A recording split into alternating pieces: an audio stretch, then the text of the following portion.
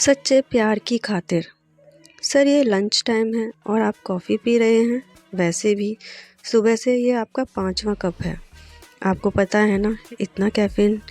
प्याली की बात पूरी होने से पहले ही कैरव बोल पड़ा, सॉरी प्याली, दरअसल मुझे बाहर का खाना सूट नहीं होता और मेड अक्सर लेट हो जाती है, बस इसलिए।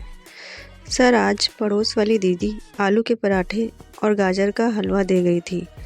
मैं सुबह ही खाकर आई, चीट डे हो गया। कटोरी भर हलवा भी तो कल तक की फुर्सत है।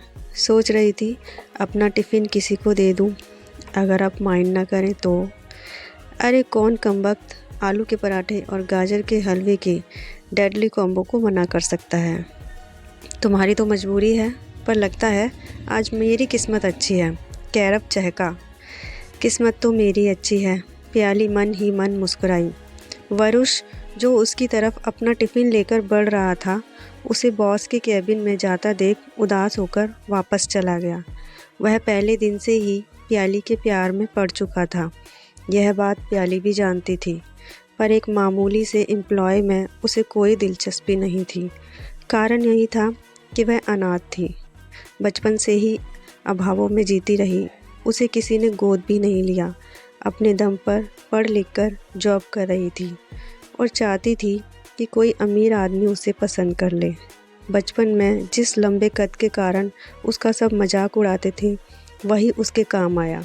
अब चूंकि वह कमाने लगी थी, उसने अपनी ग्रूमिंग पर काफ़ी खर्च किया।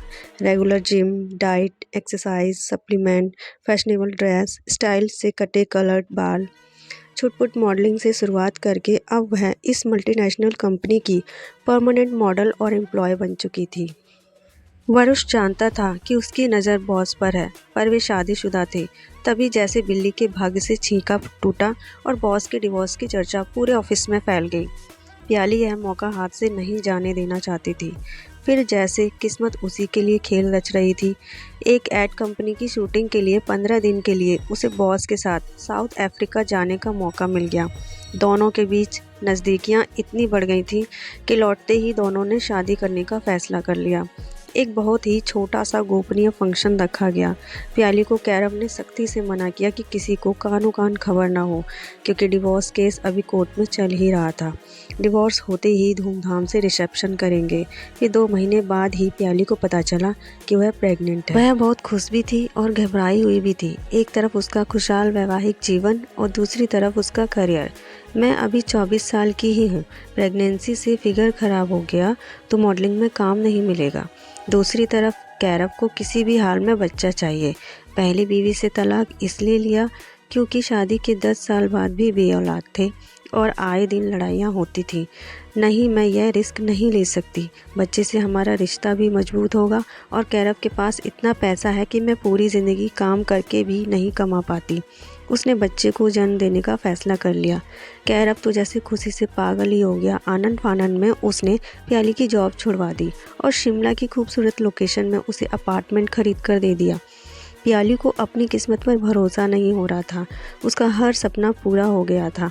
बेहद अमीर, बेहद हैंडसम और बेहद चाहने वाला पति और दुनिया का सबसे सुंदर बच्चा, जिसको तीखे नैननक्श अपने पिता से और घने रेशमी बाल, दूधिया रंगत अपनी माँ से मिली थी।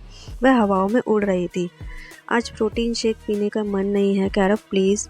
प्याली ने कैरव के हाथ में गिलास देखकर मुंह बुरा सा बनाया। यह बस प्रोटीन शेक नहीं है, इसमें सभी सप्लीमेंट्स हैं जो ब्रेस्ट फीडिंग के लिए बहुत ज़रूरी है जान। तुम तो जानती हो ना। कैरव ने प्यार से उसके सिर पर हाथ फेरा और बच्चों की तरह पुचकारते हुए उसे गिलास थमा दिया। उसका फ़ोन बार बार वाइब्रेट हो रहा था। झुंझलाकर वह बालकनी में गया। वहाँ किसी से उसकी बहुत देर बहस चली। मौके का फ़ायदा उठाकर प्याली ने चुपके से गिलास सिंक में उड़ेल दिया और आंखें बंद करके सोने की एक्टिंग करने लगी। करीब आधे घंटे बाद कैरव अंदर आया। प्याली सोच रही थी जब वह उसे कंबल में उड़ाकर गुड नाइट किस करेगा, तभी वह उसे बाहों में जकड़ लेगी। तभी उसे किसी औरत की आवाज़ सुनाई दी। वह चौंक कर उठने ही वाली थी, पर पता नहीं क्यों उसने सोने की एक्टिंग करते रहने का सोचा।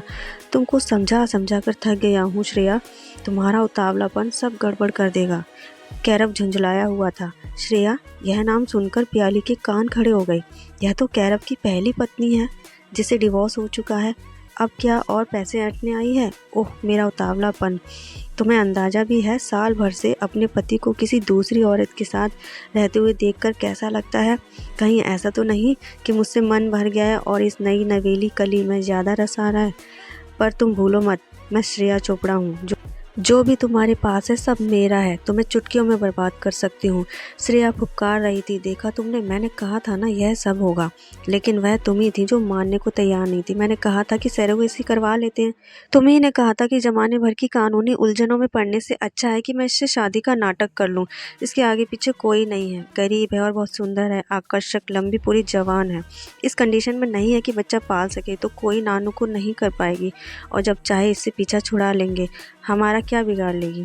और अब तुम ही मुझ पर शक कर रही हो? कैरव ने धीमे लहजे में कहा।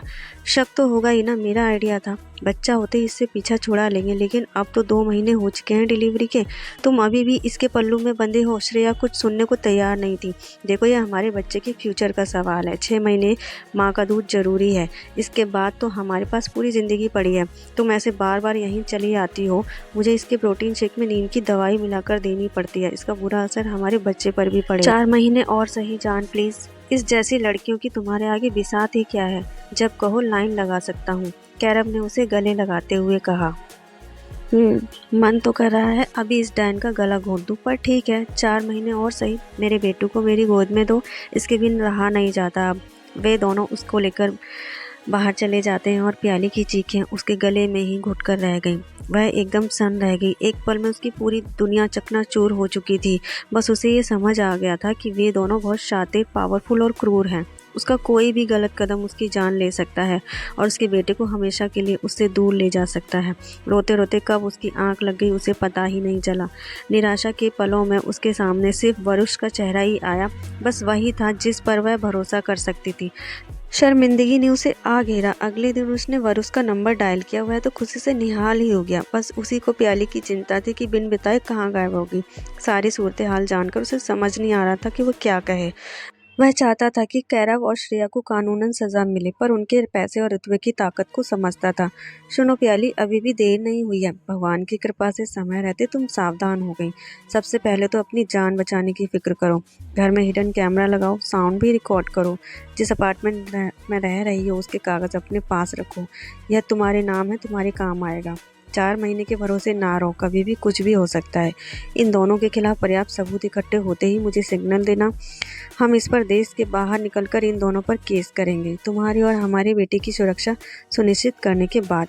प्याली के पास उसका शुक्रिया अदा करने के लिए शब्द नहीं थे। उसने सब कुछ वैसा ही किया जैसा वरुष ने कहा। प्लेन टेक ऑफ कर चुका था। उसका हाथ वरुष के हाथ में था। उसका बेटा वरुष की गोद में सुकून से सो रहा था। वरुष, हर चमकती चीज़ सोना नहीं होती, सादगी भी अपनी खूबसूरती होती है। यह बात मुझे देर में समझ आई, पर फिर भी आज उतनी देर नहीं हुई है। यह सुकून है। प्याली के लिए यह राहत ही क्यों कम थी कि सच्चे प्यार का मतलब समझ आ गया और जान भी बच गई। ऐसे ही इंस्पिरेशनल, एंटरटेनिंग, मनमोहक, मोटिवेशनल और दिल को छू लेने वाली कहानियों के लिए हमारे चैनल से जुड़े रहिए और हमारे चैनल को सब्सक्राइब कर लीजिए। वीडियो को लाइक और शेयर करना ना भूलें। मिलते हैं नेक्स्ट वीडियो में। जब तक के लिए स्वस्थ रहिए, मस्त रहिए, खुश रहिए। जय हिंद।